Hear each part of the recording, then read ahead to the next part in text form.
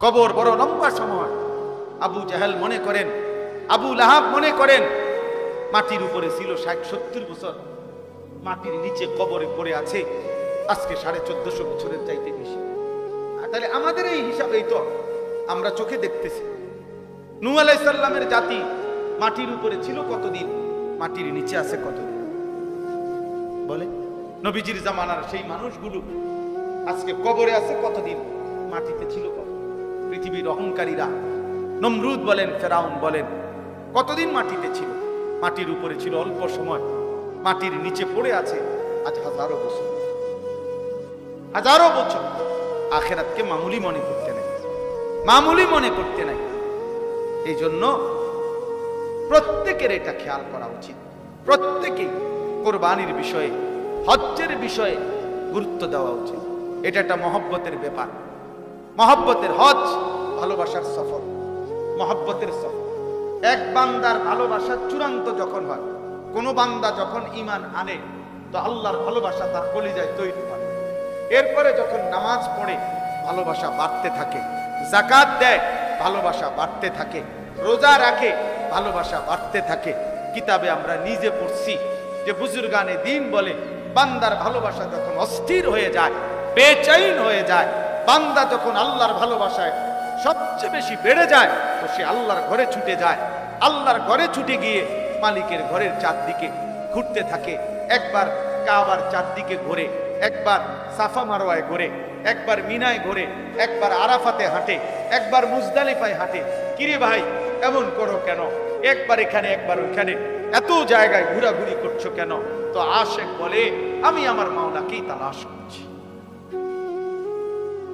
হজ আশেকানা সফর, আশেকানা সফর, মহব্বতের সফর। প্রিয়জনের সবচেয়ে ভালোবাসা যখন কারো বাড়ে তো সে মালিকের ঘরে ছুটে যায়। বুজুর্গানে দিন তো উদাহরণ দিছে যে কায়েস লায়লার বাড়ির চারদিকে ঘুরতো। মানুষ জিজ্ঞাসা করলে বলতো, ঘোরো কেন? বলছে এই জন্য ঘুরি যে আমার এই বাড়ির ভিতরেই আমার মা সুকা লায়লা আছে, এই জন্য বাড়ির চারদিকে। তো বান্দা যেন বলে, এই ঘরের চারদিকে কেন ঘুরি?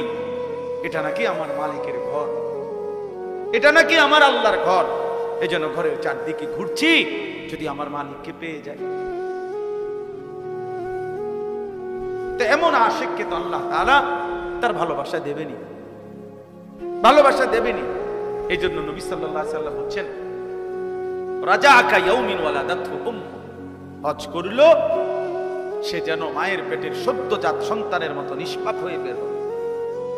আল্লাহ আমাদেরকে তৌফিক দান করে, আমরা যেন হজ কোরবানি আদায় করতে পারি। এটা বহুতই বড় মহব্বতের ইবাদত। আমার শায়েখ আল্লামা মুফতি মুশতাকুর নবী সাহেব হুজুরকে আমি একবার জিজ্ঞাসা করছিলাম যে আপনি মোট এই পর্যন্ত কতবার হজ উমরা করছেন? হুজুরে আমারে বলছিল, মাওলানা শ্বশুর বাড়িতে মানুষ কয়বার যায় এটা কি গুনে রাখে? ওই যে না, গুনবে কেন? ঠিক আল্লাহর ঘরের সফর এমন মহব্বতের সফর, এটা গুনাগুনির সফর, এখানে গুনার কিছু নাই, এটা গুনবার কিছু নাই। তো আশেকানা সফর। এই জন্য কোরবানির মাধ্যমে বান্দার আল্লাহর নৈকট্য হাসিল করে, হজ্জের মাধ্যমে বান্দা আল্লাহর নৈকট্য হাসিল করে। আল্লাহ আমাদেরকে তৌফিক দান করেন, আল্লাহ আমাদেরকে কবুল করে নেন। এই আয়াতের মধ্যে আল্লাহ তাআলা বলেন, ওয়াতলু আলাইহিম নাবা আবনাই আদম বিল হক। আল্লাহ বলেন, বন্ধু আপনি আমার বান্দাদেরকে আদমের দুই সন্তানের ঘটনা শুনায়া দেন সুন্দরভাবে, পূর্ণাঙ্গভাবে। ইজ কাররাবা কুরবানান, যখন তারা দুই ভাই হাবিল কাবিল কুরবানি করলো, ফাতুকবিলা মিন আহাদিহিমা ওয়া লাম ইউতাকাব্বাল মিনাল আখার। আল্লাহ একজনের কুরবানি কবুল করলেন, আরেকজনের কুরবানি কবুল করলেন না। ক্বালা লা আকতুলান্নাকা, কাবিল যে ভাইয়ের কুরবানি কবুল হয় নাই সে তার ভাই হাবিলকে বলল, আমি তোমাকে হত্যাই করে ফেলবো। ক্বালা ইন্নামা ইয়াতাকাব্বালুল্লাহু মিনাল মুত্তাকিন। এই এক কথা পৃথিবীর শুরু থেকে সমস্ত ইবাদাতের রূহ এটা, যে আল্লাহ তাআলা মুত্তাকির ইবাদত কবুল করে থাকেন। ইন্নামা ইয়াতাকাব্বালুল্লাহু মিনাল মুত্তাকিন, এটা মনে হয় যেন কলিজায় লিখে রাখা উচিত। এটা মনে হয় যেন বুক পকেটে লিখে রাখা। ইন্নামা ইয়াতাকাব্বালুল্লাহু মিনাল মুত্তাকিন।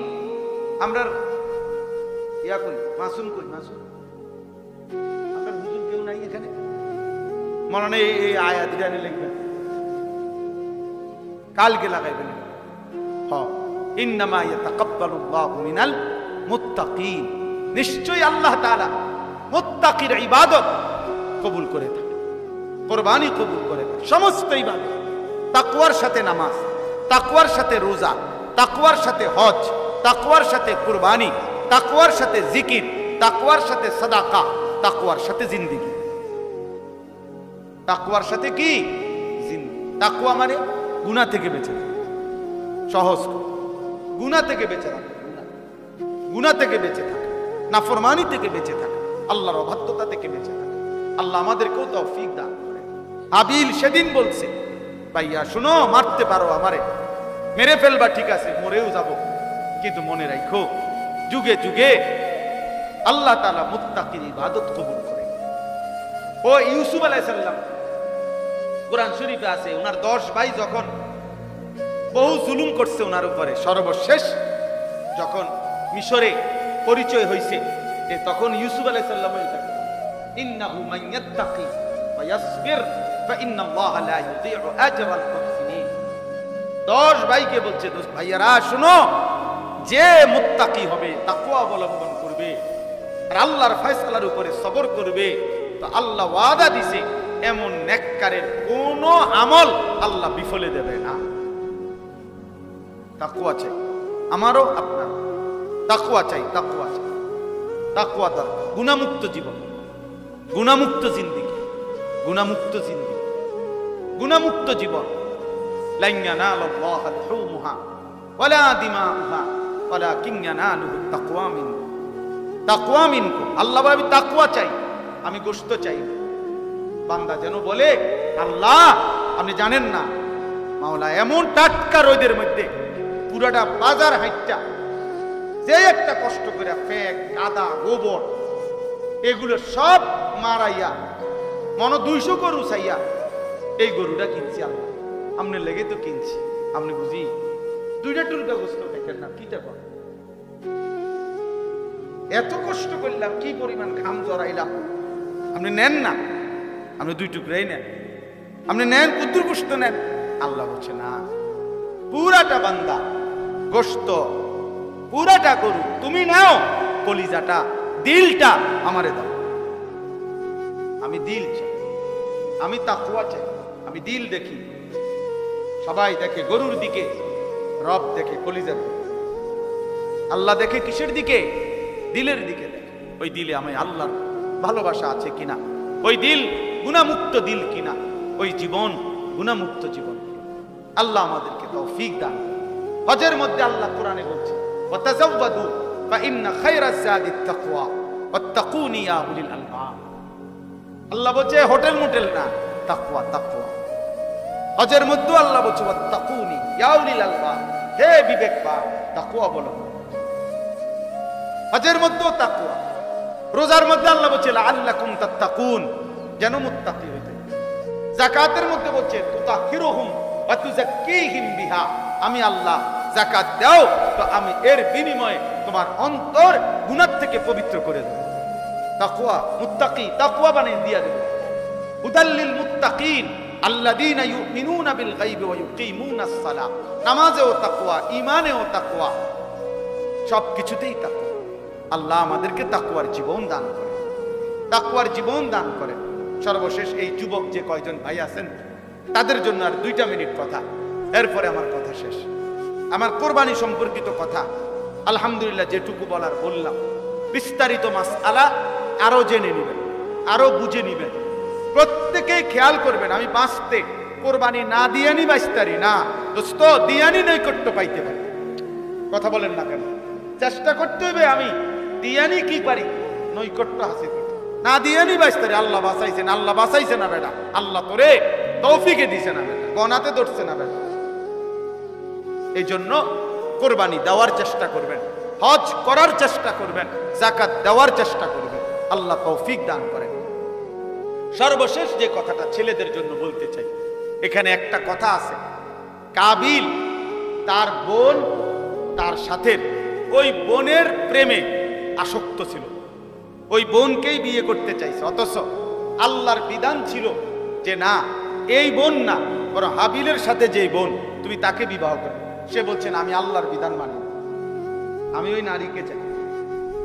2, আদম আলাইহিস সালাম, তিনি একজন নবী ছিলেন। তো তিনি বলছেন যে কাবিলকে যে তুমি হাবিলের সাথে বোনকেই বিবাহ করো। কাবিল বলছেন না, আমি নবীর হুকুমও মানি না, আমি নারী চাই, আমি যেটা পছন্দ করছি আমি এটাই চাই। 3, আদম আলাইহিস সালাম একজন পিতা ছিলেন, তার বাবা, শুধু নবী না, উনি তো বাবাও।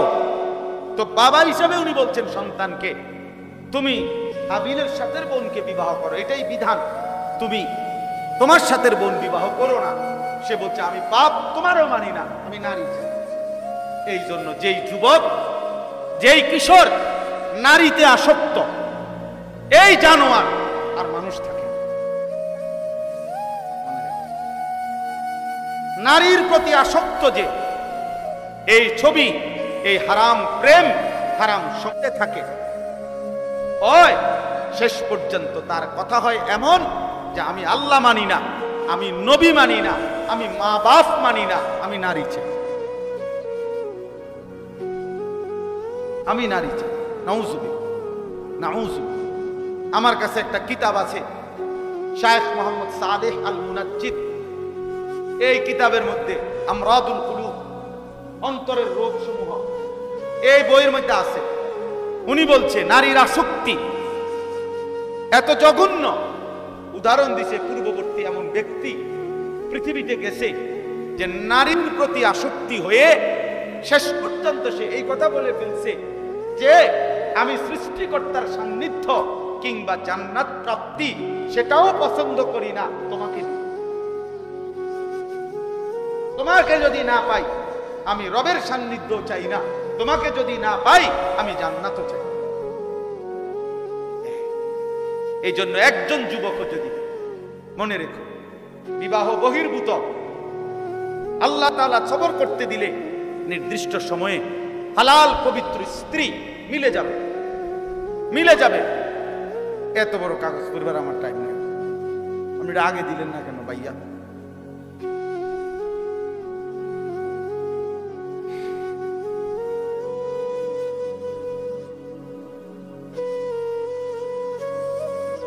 ও এটা আলাদা বিষয়, ঠিক আছে, আলাদা কথা বলে তুমি আসি। জি, তাইলে নারীর আসক্তি, নারীর প্রতি লোভ শেষ পর্যন্ত আল্লাহ ভুলায় দেয়, নবী ভুলায় দেয়, মা বাবার ইজ্জত কি করে দেয়। ফোলা মাইয়ারে লইয়া ভাগ্যা যায়, মাইয়া ফোলারে লইয়া ভাগ্যা যায়। এরপরে মাস 3 পরে হয় ফোলা মাইয়ারে নয় মাইয়া ফোলারে ফাঁসাতে একটা লাথি দিয়া পিছে দিয়ে যে যারে লাথি দিতে, যে যারে লাথি দিতে, লাথি ছাড়া আর কপালে আর কিছু কপালে। স্বামী স্ত্রীর পবিত্র বন্ধন আল্লাহ ওয়াদা দিছে, স্বামী স্ত্রীর পবিত্র বন্ধনে আমি আল্লাহ 3টি নিয়ামত দান করব। কয়টা? লিতাসকুনু ইলাইহা। 1 নাম্বার, আমি আল্লাহ স্বামীকে বলছি তোমার স্ত্রী দেব তোমাকে, পুরুষকে বলছে 1 তোমার দিল আমি সুকুন শান্ত করে দেব। 2 ওয়াজআলা বাইনাকুম মাওয়াদ্দাতান, উভয়ের মাঝে ভালোবাসা দিয়ে দেব। 3 ওয়া রাহমাতান, একে অপরের প্রতি দয়া মায়াও দিয়ে দেব, দিল শান্ত করে দেব, ভালোবাসা দিয়ে দেব আর দয়া মায়াও দিয়ে দেব। তো তুমি রাস্তার নর্তকীর থেকে এটা পাইবা, মোবাইলের নর্তকী তোমারে ভালোবাসা দিব করতে, বেড়ি তো হুদা আসে, বেড়ি তো চোররে দেখলো আসে, ডাকাইতে দেখলো আসে, বুড়ার লেগেও আসে, জোয়ানের লেগেও আসে। বেপর্দা নারী কি শুধু জোয়ানের লেগে নিয়ে আসে? এ তো সবাই লেগে আসতেছে যে সবাই দেখো জোয়ান বুড়া অসল, সবাই লেগে তো হাসি দিছে।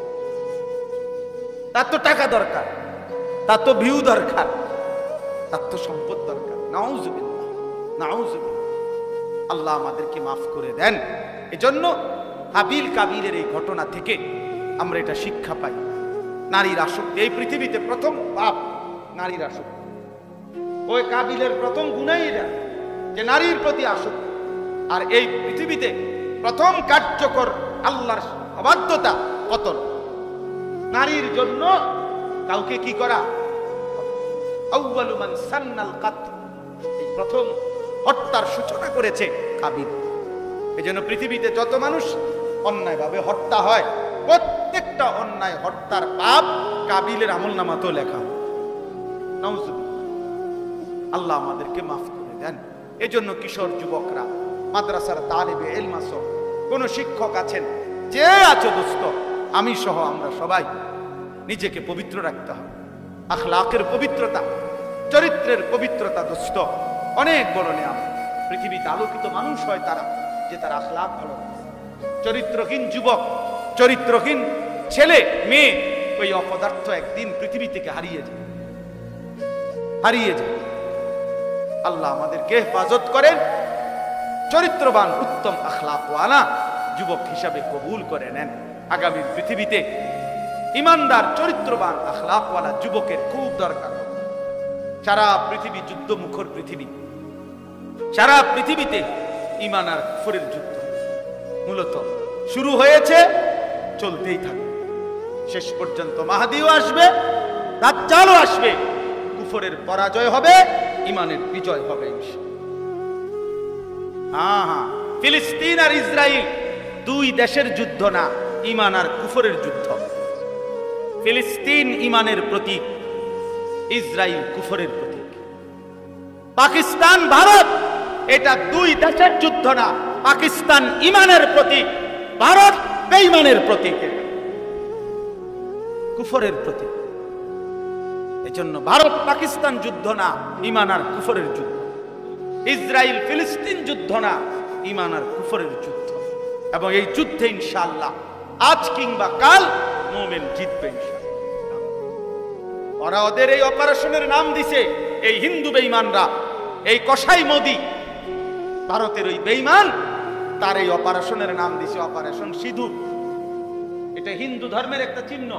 হিন্দু নারীর চিহ্ন কপালে সিঁদুর দেয়, এই সিঁদুর, এই আক্রমণের নাম দিছে অপারেশন সিঁদুর। তার মানে কি, ধর্মকে টেনে আনছে তারা, ধর্মীয় প্রতীক তাদের এটা। তারা বুঝাইতে চাইছে এটা ধর্মের যুদ্ধ, এটা তারা ধর্মকে পাশে টানলে হিন্দু জনগণকে উত্তেজিত করতে পারবে। কথা বুঝছেন না? এই জন্য এটা আগায়, এটাকে আনছে। তো বাকি এটাই ইনশাআল্লাহ, এটাই সঠিক, এটাই সত্য। বিজয় ইমানদারের হবে ইনশাআল্লাহ। কাশ্মীরও বিজয় হবে, আরাকানও বিজয় হবে ইনশাআল্লাহ। দিল্লির লাল কেল্লাতেও একদিন কালেমার পতাকা উড়বে ইনশাআল্লাহ। যুদ্ধই হবে, জিহাদই হবে। হয় আমি করব, নয় আমার সন্তান করবে ইনশাআল্লাহ। আগামী জেনারেশন যুদ্ধ করবে ইনশাআল্লাহ। আল্লাহ তৌফিক দেন, আল্লাহ কবুল করেন। আল্লাহ আমাদের সবাইকে ঈমান আমলের জিন্দেগি দান করেন। আমার অনেক প্রিয় ভাই, ছোট ভাই, আমার শায়েখ আরিফ বিল্লাহ হাকিমুন নফস আল্লামা মুফতি মুশতাকুন নবী কাসিমি হযরত দামাত বারাকাতুহুমের একান্ত প্রিয় ছোট ভাই, আমাদেরও স্নেহধন্য, ব্যক্তিগতভাবে আমরাও যাকে খুব আদর করি, আমাদের সেই প্রিয় হযরত মাওলানা মুফতি মারুফ বিল্লাহ, সে ইনশাআল্লাহ দোয়া করবে। আমরা তার দোয়াতে শরীক হই, সে ইনশাআল্লাহ দোয়া করবে, আমরা সাথে আছি।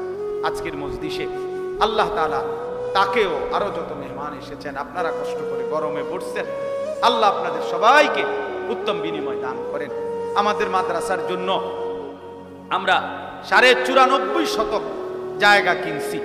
আমাদের মাদ্রাসার জন্য এই 94.5 শতক জায়গা প্রায় দলিল সহ 2 কোটি 20 লাখ টাকা। এই 2 কোটি 20 লাখ টাকার এই জমিন এখনো অর্ধেক টাকা পরিশোধ করা বাকি আছে। 1 কোটি 4-5 লাখ টাকার মতো সুদ করছি, অর্থাৎ মালিককে আরো দিছি টাকা, কিন্তু আমি ঋণ করছি অনেক টাকা, অনেক টাকা। 1 কোটি টাকার উপরে আমি শুধু ঋণে করছি। আল্লাহর উপরে তাওয়াক্কুল করে চেষ্টা করতেছি। আল্লাহর বান্দাদের অনেকেই আলহামদুলিল্লাহ দেশের প্রবাসী সবাই কম বেশি দিছে। সবাই না দিলে আমি 1 কোটি 5-7 লাখ টাকার মতো সুদ করলাম কেমনে? সবাই দিছে আলহামদুলিল্লাহ। একেবারে একজন আমাদের এক ভাই 30 লাখ টাকা দিছে একা, আবার এক ভাই 15 টাকা দিছে। একটা ছেলে আমারে 15 টাকা, 10 টাকার একটা নোট আর 5 টাকার একটা পয়সা, এই 15 টাকা মাদ্রাসার জমিতে দিছে। আমি তার টাকাও ভালোবেসে নিছি, 30 লক্ষ টাকা যে ভাই দিছেন তার টাকাও ভালোবেসে নিছি। এই জন্য আপনাদের সবার কাছে অনুরোধ, আপনারা যারা এখানে উপস্থিত আছেন অথবা যারা শুনতেছেন, সবার কাছে আন্তরিক, 2 কোটি 20 লাখ টাকার এই জমির টাকাগুলো সুদ করতে হবে, দলিল করতে হবে। আর শুধু তো জমির টাকা সুদ করা না, আমরা এখানে যাওয়া দরকার। আমাদের এই মাসেও আমাদের মজলিসে শুরার বৈঠক হয়েছে।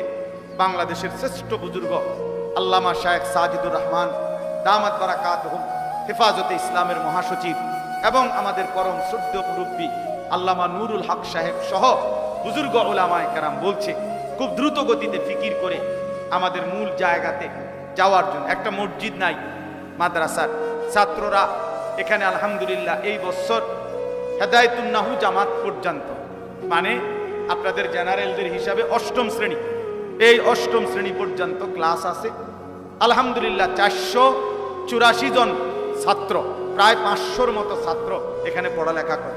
একবারে কাগজে পত্রে হিসাব করা। 3টা জায়গায় ক্লাস হয়। এই ভবনে আমাদের আবু বকর ভাইয়ের ভবন, ওই পাশে উনার ছোট ভাইদের ভবন, ওই পাশে আমাদের ওসমান ভাইদের ভবন, নুরানি অংশ ওইখানে নামাজ পড়ে, কিতাবখানার ছেলেরা এখানে নামাজ পড়ে, নাজেরা হেফজখানার ছেলেরা ওই ভিতরে আরেকটা হেফজখানা আছে বড়, ওইখানে নামাজ পড়ে। 3 জায়গায় মিলাইয়া 5 ওয়াক্ত নামাজ হয়। একসাথে পড়ার মতো কোনো জায়গা নাই। এই মসজিদ দরকার। একটা মসজিদ আমার স্বপ্ন, একটা সুন্দর মসজিদ হবে, সেখানে নামাজ পড়বে তালেবে ইলম, মহল্লাবাসী, জুমা হবে, এতেকাফ হবে। এই জন্য মসজিদ দরকার, মাদ্রাসার ভবন দরকার। এই সব কাজ আমার মালিক চাইলে হয়েই যাবে, আর হবে ইনশাআল্লাহ। আমার শায়েখ আল্লামা মুফতি মুশতাকুন নবী সাহেব হুজুর সব সময় বলে, একজন বলছে দেবে, একজনকে বলছি উনি বলছে দেবে। ওই একজন হলো আল্লাহ, যিনি বান্দার সব নেক তামান্না পূরণ করবেন ইনশাআল্লাহ।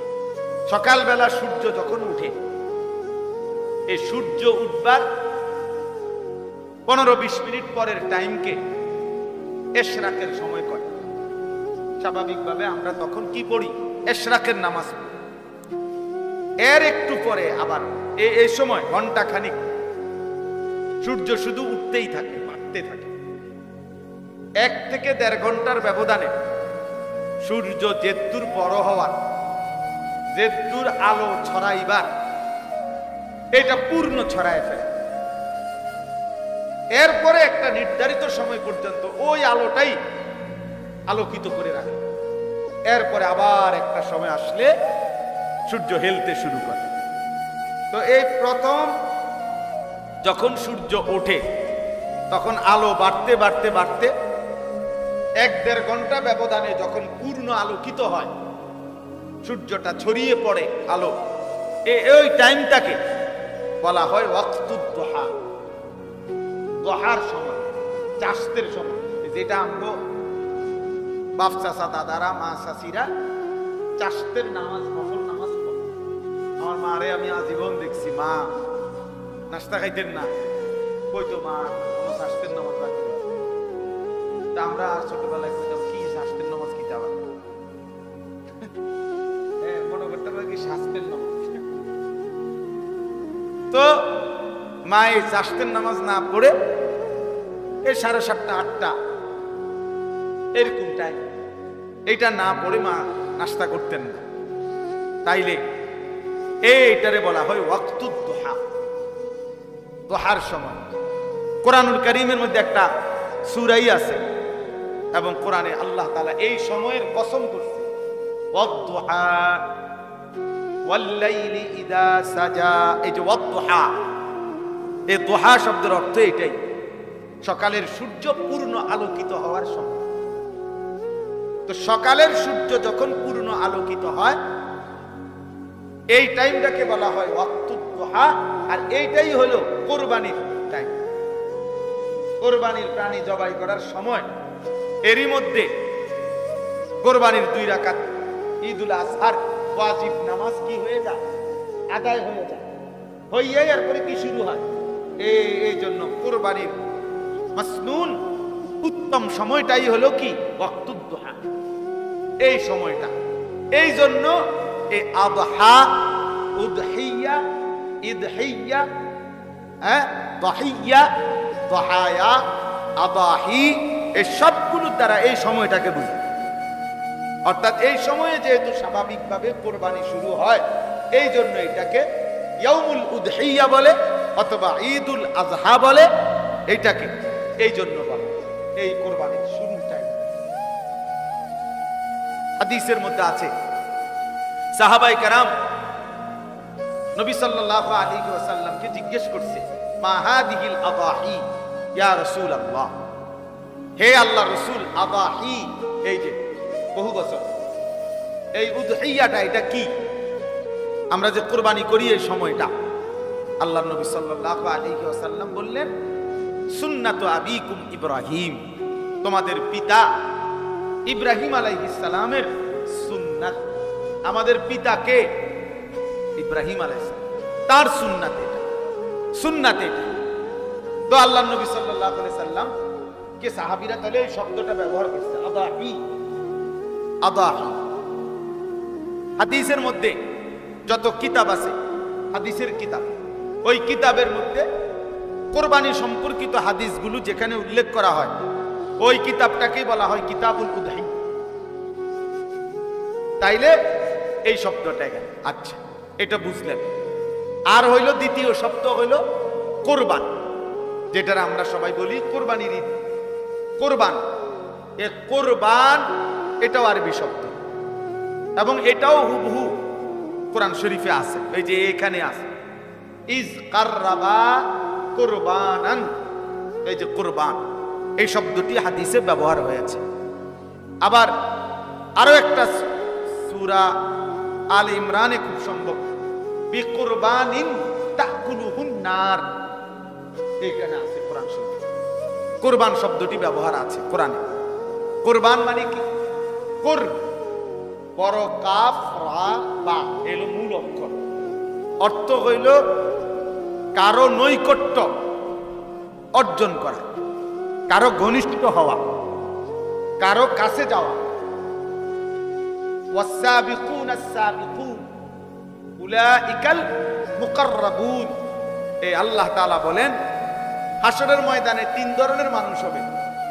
এক ধরনের মানুষ হবে সাবিকুন, অগ্রবর্তী বাহিনী, যারা আল্লাহ তাআলার মুকাররাব, একদম ঘনিষ্ঠ। আর আরো 2 দল হবে আসহাবুল মাইমানা, যারা ডান পাশের বাহিনী। আরেক দল হবে আসহাবুল মাশআমা, বাম পাশের বাহিনী। বাম পাশের বাহিনী, এই বাম পাশের বাহিনী এরা জাহান্নাম, আর ডান পাশের বাহিনী এরাও জান্নাতি। এবং ওই মুকাররাবিন যারা সাবিকুন, অগ্রবর্তী বাহিনী, তারাও জান্নাতি। এরাও জান্নাতি, ডান পাশের বাহিনী, আর ওরাও জান্নাতি। তাহলে মুকাররাব, কুরবান।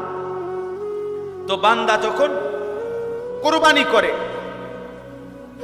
এই প্রাণী জবাই করে নির্ধারিত, তো এর মাধ্যমে একজন বান্দা মহান আল্লাহ পাক রব্বুল আলামিনের সীমাহীন অত্যন্ত ঘনিষ্ঠ নৈকট্য অর্জন করে। আচ্ছা, কেমন নৈকট্য, কেমন ঘনিষ্ঠতা হয় কোরবানির মাধ্যমে? এবারে হাদিস থেকে শুনেন, তাইলেই বুঝবেন। তাহলে কোরবান মানে কি? নৈকট্য অর্জন করা। কি বলেন? যারা জুরাইতেছেন না তারা বলেন নৈকট্য। যারা জুরাইতেছেন তারা আপনার পাশের ব্যক্তির মোবাইল নাম্বার রাখবেন। সুবিধা কি? সুবিধা হইল পরে ওনার থেকে জেনে নিবেন যে ভাই আপনি তো সজাগ ছিলেন, এখন আমি তো জুরাইছি, আমি এখন আপনার থেকে শুনতে চাইতেছি যে আমি যখন জুরাইতেছিলাম তখন হুজুর যা বলতেছিলেন কি সেই কথাগুলো। তখন ওই সজাগ মানুষটা আপনারে বিস্তারিত বলে দেবে। আল্লাহ পাক জুরানি এবং আজুরানি সবাইকে কবুল করে। না নারাজ হইয়া তো লাভ নাই, নারাজ হইয়া করব কোরআন শরীফ আছে ওয়াকুল্লাহু ওয়াদাল্লাহুল হুসনা। আল্লাহ তাআলা বলছে যে এই সমস্ত সাহাবীরা মুজাহিদ যুদ্ধ করছে, আর যারা কোনো কারণবশত যুদ্ধে অংশগ্রহণ করতে পারে নাই, কাঈদিন বসা ছিল, যাইতে পারে নাই, আল্লাহ বলছে যাও, ওরা কারণবশত যাইতে পারে নাই আর এরা যুদ্ধে গেছে, যাও, আমি উভয়ের জন্যই আমি আল্লাহ জান্নাতের ওয়াদা দিয়ে দিই। ওয়াকুল্লাহু ওয়াদাল্লাহুল হুসনা, ওর জন্য জান্নাতের ওয়াদা। যাই হোক, তাহলে দেখেন আল্লাহ তাআলা এই শব্দটি কোরআনে ব্যবহার করেছে। তাহলে আমি এই দুইটা শব্দের ব্যাখ্যা করলাম।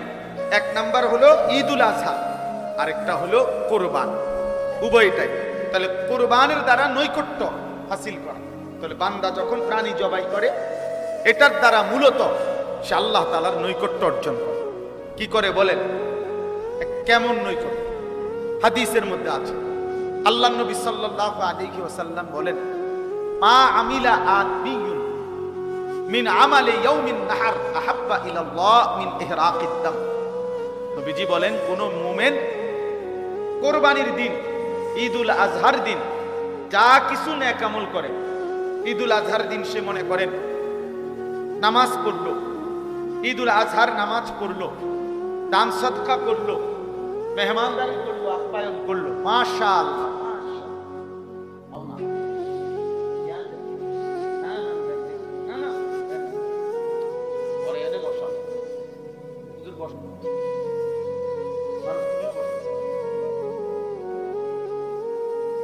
আল্লাহু আকবার, কফাল, মাশাআল্লাহ। তাইলে রাসূলুল্লাহ সাল্লাল্লাহু আলাইহি ওয়াসাল্লাম বলেন, কুরবানির দিন বান্দা যা কিছু করে আমল, সমস্ত আমলের মধ্যে আহাব্বা ইলাল্লাহ, আল্লাহর নিকট সবচেয়ে প্রিয় সেদিন ইহরাকিদ দাম, যে প্রাণী, যেই পশু, গরু, ছাগল, বকরি, ভেড়া, দুম্বা যেটা জবাই করা হয়, এটাই হচ্ছে সেদিন আল্লাহর কাছে সবচেয়ে প্রিয়, সবচেয়ে প্রিয়, আহাব্বা ইলাল্লাহ, সবচেয়ে প্রিয়। ওয়া ইন্নাহু লায়াতি ইয়াউমাল কিয়ামা বিকুরুনিহা ওয়া আশআরিহা ওয়া আযলাফিহা। আচ্ছা, মাশাআল্লাহ। আল্লাহ তাআলা বলেন, নবী সাল্লাল্লাহু আলাইহি সাল্লাম বলেন, ওই ব্যক্তি যে কুরবানি করলো, সে কিয়ামতের দিন এই প্রাণীটা তার জন্য আনা হবে, বিকুরুনিহা, ওই প্রাণীর শিং, ওয়া আশআরিহা, ওই প্রাণীর পশমগুলো, ওয়া আযলাফিহা, ওই প্রাণীর খুর, পায়ের যে কি খুর, খুর বুঝেন না, পায়ের গোড়ালি নিচেরটা খুর। তাহলে যেইটার পশম, শিং, খুর, এইটা আনা হবে, আর বাকি গুস্তুটি শুধু হালাই। কি কর অর্থ হইল, অর্থাৎ যেগুলো ফেলে দেওয়ার জিনিস, সেইগুলো যেখানে আনা হবে। তার মানে আল্লাহ নবী সাল্লাল্লাহু আলাইহি সাল্লাম বলেন, কুরবানির এই পুরা প্রাণীটাই কিয়ামতের দিন আল্লাহ তাআলা তার জন্য নেকি হিসাবে হাশরের ময়দানে হাজির করে দিবেন।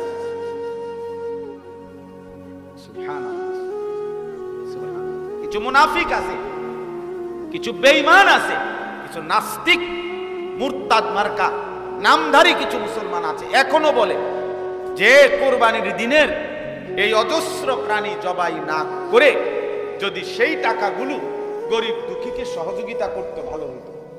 আমি নিজে দেখছি, বাংলাদেশেও এরকম বুদ্ধিজীবী আছে, চান্দি সোলা বুদ্ধিজীবী, যাদের মাথায় অতিরিক্ত বুদ্ধির কারণে কি নাই, চুল নাই, পর্যাপ্ত পরিমাণ বুদ্ধিতে যাদের চুল উড়ে গেছে। কথা বুঝছেন না? হ্যাঁ, এরকম বুদ্ধিজীবীর পণ্ডিত, তারা মনে করছে এটা শুধু একটা পশু জবাই, তারা মনে করছে এটা স্রেফ গোশত খাওয়া, গোশত খাওয়া না। তাইলে এই জন্য এটা জরুরি বিষয়। আল্লাহ নবী সাল্লাল্লাহু আলাইহি সাল্লাম বলেন, এই প্রাণী জবাই এটা তার ইবাদত, এটা তার আখিরাতে নেকির একটা শ্রেষ্ঠতম মাধ্যম। কিয়ামতের দিন সে খুশি হয়ে যাবে তার আমল নামার এই ওজন দেখে, তার মিজানের পাল্লার এই ভার দেখে যখন এই নেকিটা তার জমা, গরিব দুঃখীকে সাহায্য করতে মন চায়, গরিবকে সাহায্য করতে মন চায়, তো তুমি কোরবানির টাকা দিয়ে দিতা কেন? বাটপাট, কোরবানির টাকা থেকে দিবা কেন? তুমি আলাদাভাবে মানুষদেরকে উৎসাহিত করো যে গরিব দুঃখীর সাহায্যের জন্য, যে অন্য টাকা থেকে দিবে। শরীয়ত কর্তৃক যেটা নির্ধারণ করছে কোরবানি, সেটার থেকে দিবে কেন? কথা বোঝেন নাই? আর কোরবানির গোশত তো দান করার কথা, গরিব দুঃখী অসহায়কে, সেটা আলাদাভাবেই তো কোরআনে আছে।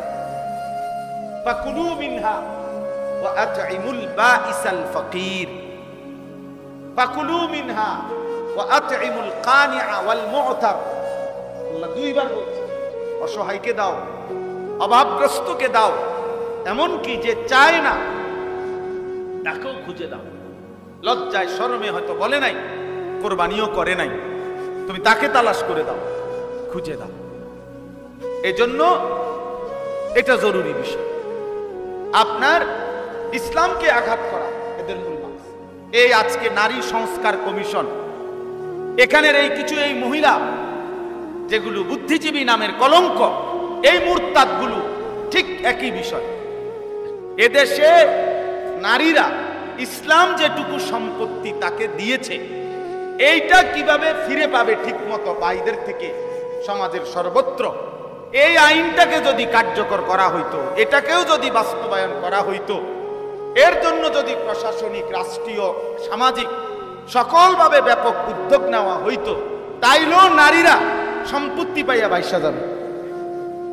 কিন্তু বেঈমানের মূল বিষয় হলো নারীর সম্পত্তি দেওয়া না, মূল বিষয় হলো কোরআনে আঘাত করা, ইসলামে আঘাত করা। মেন টার্গেট হলো এইটা। এই জন্য নারীকে পুরুষের সমান সমান সমান সম্পত্তি দিতে হবে। হ্যাঁ, নারী পুরুষের আহ্বানে এটা, তাদের বক্তব্য এটা যে পারিবারিক পুরুষের যেই অধিকার, এটা ভেঙ্গে সমতা করো, সমতা ভেঙ্গে করো, সমতা সমান করে ফেলো। নাউযুবিল্লাহ। এই জন্য আলহামদুলিল্লাহ এদেশের লক্ষ কোটি উলামায়ে কেরাম, এদেশের লক্ষ কোটি সাধারণ জনতা, হেফাজতে ইসলাম বাংলাদেশ সহ বাংলাদেশের সর্বস্তরের ইমানদার মুসলমানের ছোট বড় সকল সংগঠন, তাদের এই নারী সংস্কার কমিশন নামের কোরআন সুন্নাহ বিরোধী এই প্রস্তাবনাকে ঘৃণা ভরে প্রত্যাখ্যান করছে, ঘৃণা ভরে প্রত্যাখ্যান করছে। কারো কাছে 2 পয়সার কোনো মূল্যায়ন পায় নাই। 2-4টা নাস্তিক মুরতাদ হয়তো বলতে পারে পক্ষে, বাকি সংখ্যাগরিষ্ঠ মুসলমান ইমানদার ধর্মপ্রাণ মানুষ, এমনকি ভিন্ন ধর্মের মানুষও, তারা তাদের এই বক্তব্যকে, তাদের এই প্রতিবেদনকে অনেকাংশই গ্রহণ করে নাই। আর এভাবেই আল্লাহ তাআলা কোরআনের দুশমনকে যুগে যুগে বেইজ্জতি করে, রাসূলুল্লাহর দুশমনকে বেইজ্জতি করে। যাই হোক, তাইলে আমরা এই কথাটা বলতে চাইলাম যে কুরবানির মাধ্যমে আল্লাহ নবী সাল্লাল্লাহু আলাইহি সাল্লাম বলেন, 1 নম্বরে ঈদুল আজহার দিন সর্বশ্রেষ্ঠ আমল হলো কি? প্রাণী জবাই করা। 2 নম্বরে নবীজি বলছেন এই প্রাণীটা খুর, পশম, এমনকি তার শিং সহ, মানে পুরাটা কুরবানির প্রাণী কিয়ামতের দিন তার নেকির জন্য মিজানের পাল্লায় উঠায় দেওয়া। আর কি? এরপরে আছে 3য় অংশ হাদিস। 1 হাদিসে যথেষ্ট, আরো হাদিস আছে, এইটাই সারব বলার জন্য।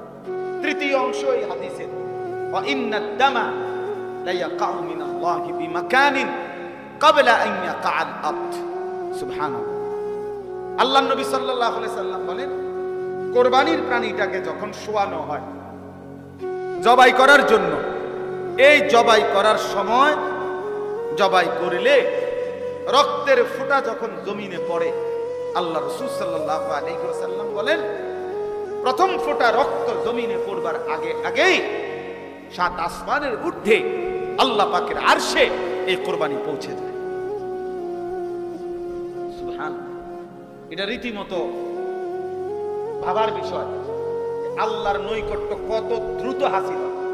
মানে আপনি হিসাব বুঝবেন আপনারা যে কোরবানির প্রাণীকে যখন শোয়ানো হয় গরু বা ছাগল, তো দেখবেন গলার থেকে যেখানে ছুরি লাগাবে এখান থেকে মাটি, মানে এটার থেকে তার যে মাটিটা এইটার ব্যবধান কি 2 হাত, কত 1 হাত, আধা হাত, তো 1 বিঘত ধরে, আচ্ছা ধরে নিলাম সর্বোচ্চ দূর 1 বিঘত হইতে পারে, এখানে বেশিতে বেশি, বেশিতে বেশি, তাইলে এই 1 বিঘত 4 আঙ্গুলের ব্যবধান, তাহলে 1 বিঘত জায়গা ব্যবধান, এখানে জবাই করছে, এখানে মাটি, তাহলে এখান থেকে এখানে রক্ত পৌঁছতে কয় মিনিট লাগবে, কয় সেকেন্ড, 2 সেকেন্ড, 2 থেকে 3 সেকেন্ড, তাহলে 2 থেকে 3 সেকেন্ড রক্ত গলার থেকে জমিনের পৌঁছবার আগে আগেই 3 সেকেন্ড আগেই 2 সেকেন্ড আগে আরশে আজিমে পৌঁছে।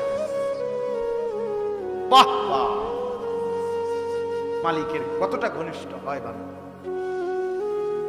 আল্লাহ তাআলার কতটা নৈকট্য হাসিল, এদিক দিয়ে কত দূরে,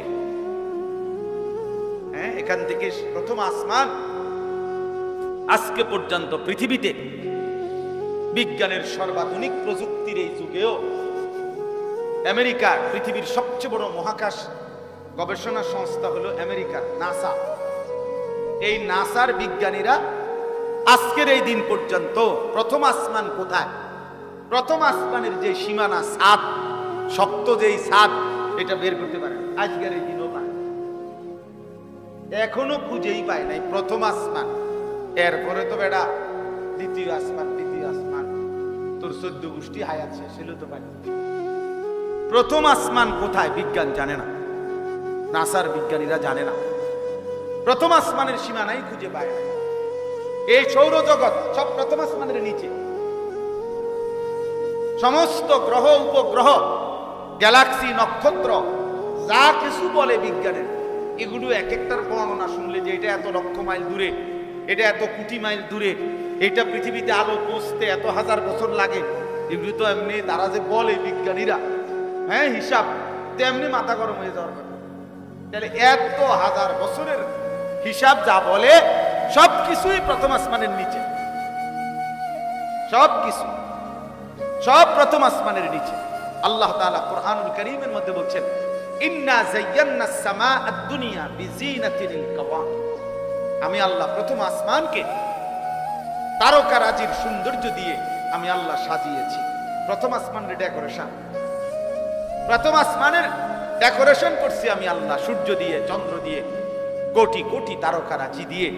এবার দ্বিতীয় আসমানের ডেকোরেশন কেমনে করছি মহান মালিকে জানে, তৃতীয় আসমানের সৌন্দর্য আল্লাহ কেমনে সাজাইছে মালিকে জানে। হায় চতুর্থ, পঞ্চম, ষষ্ঠ, সপ্তম আসমান কত সুন্দর সে আল্লাহই জানে। তো আরশে আজিম পর্যন্ত উপরে আল্লাহ তাআলাই কি সৌন্দর্য আল্লাহই জানেন, আল্লাহই জানেন। জান্নাত কতটা সুন্দর আল্লাহই জানেন, সাজিয়েছেন। এই জন্য আজকে পর্যন্ত পৃথিবীর কোন বিজ্ঞানী গবেষক জানেই না প্রথম আসমান কোথায়, প্রথম আসমানের সীমানাই জানেন। অথচ কোরবানির এই একটি প্রাণী মাত্র 20,000 টাকা, 30,000 টাকা, 40,000 টাকা, 50,000 টাকা খরচ করার বরকতে এক আল্লাহর বান্দা নিচের দিকে 1 বিঘত 2 সেকেন্ড আর 3 সেকেন্ড মাটিতে পৌঁছবার আগেই রক্ত অনেক দূরের সে আরশে আজিমে আল্লাহর কাছে পৌঁছে যায়। একটা নির্দিষ্ট জায়গায় আল্লাহ তাআলা সেটা জমা করে দেয়। ওয়া ইন্নাদ দামা লা ইয়াকাউ মিনাল্লাহি বিমাকানিন, আল্লাহর কাছে একটা নির্দিষ্ট জায়গায় আল্লাহ তাআলা এই রক্ত, এই প্রাণীর খবর পৌঁছিয়ে দেয়।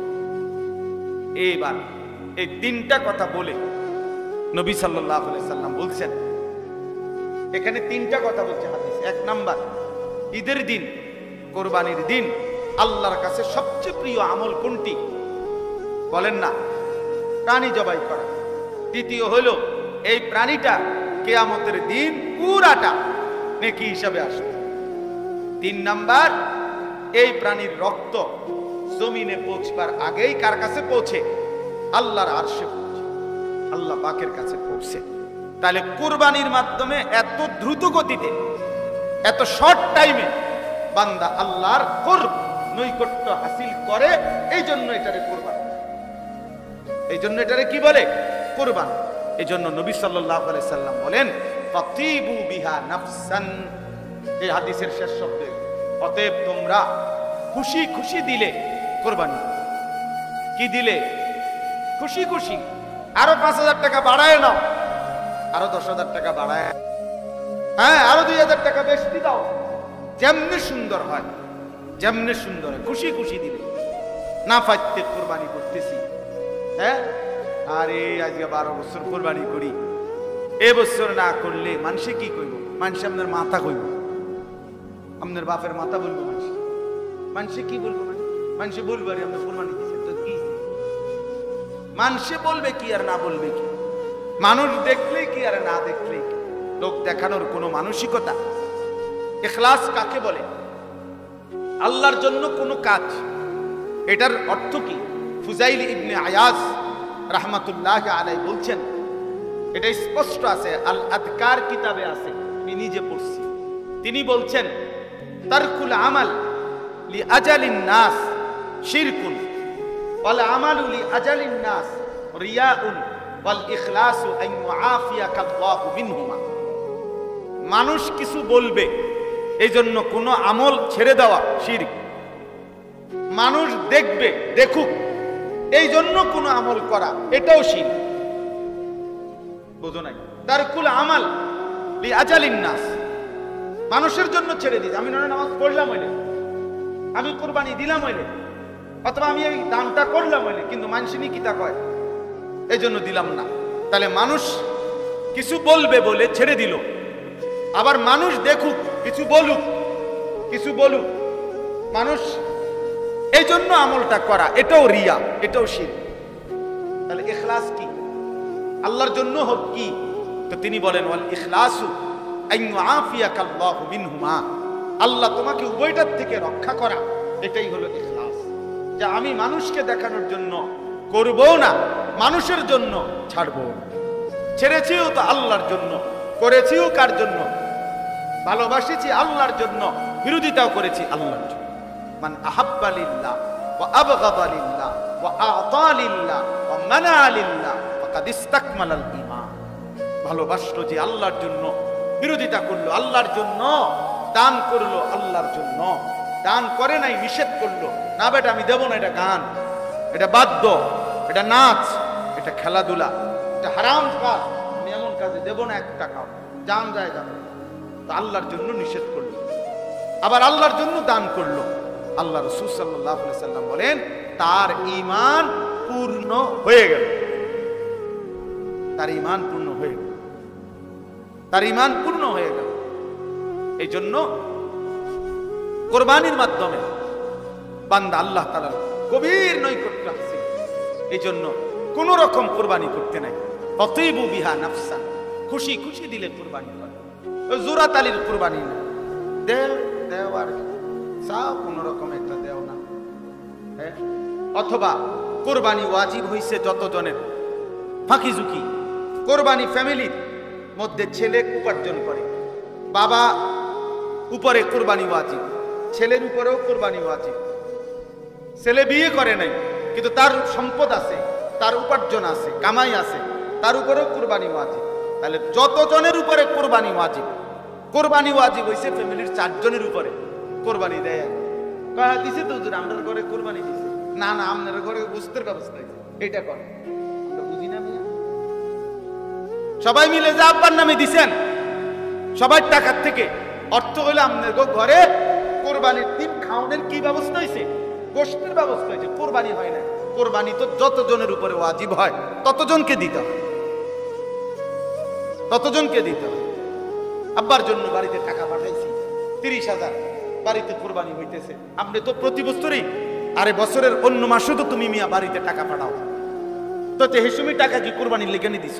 তাহলে বাবার জন্য তো মানুষ উপার্জন করার কারণে ঘরে তো টাকা দেয়, সেই এই কারণে কি তার কোরবানি মাফ হবে? তোমার কোরবানি কই?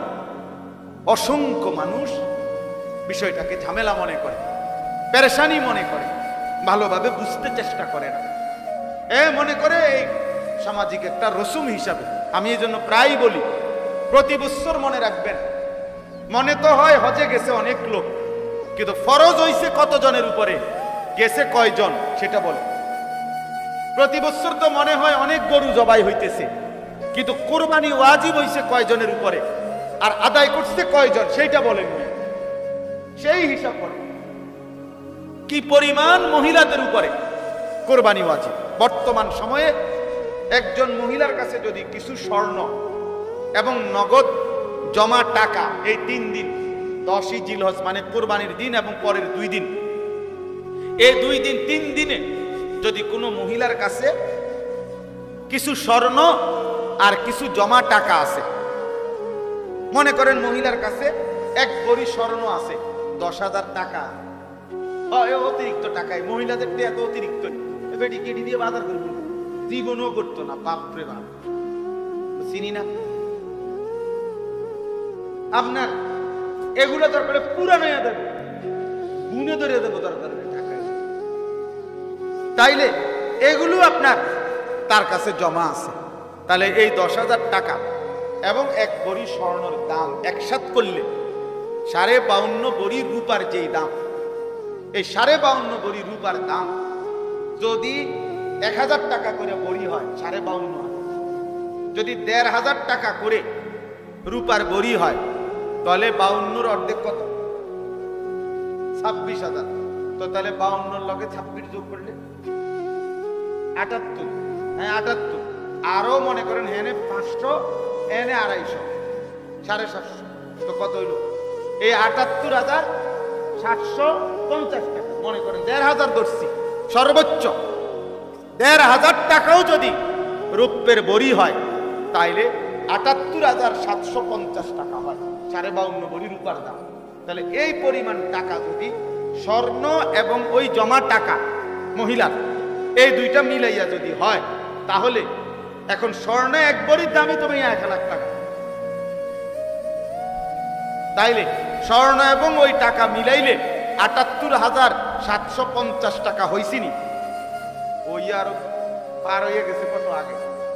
তাইলে এই মহিলার উপরে কোরবানি ওয়াজিব কিনা? নিঃসন্দেহে কোরবানি ওয়াজিব, নিঃসন্দেহে কোরবানি। আমি আজকে সকালবেলা মহিলাদের মজলিসে এটা বলছি, আপনাদের অসংখ্য আগে আমরা মা চাষিদের আমলে মহিলাদের কাছে টোটালি টাকা থাকতো না, বেশি থেকে বেশি 20-50 টাকা, 100-200 টাকা। আমার বুঝ হয়, আমার ছোট ভাই কইতে কই আপনি কোথায়, আমার আম্মারে দেখছি, আব্বারে দেখছি, আমি আজীবন আমি দেখছি আমার আব্বা আরেক দিকে ফিরে টিয়া গুনত, মহিলাদের সামনে টিয়া গুনতে নেই।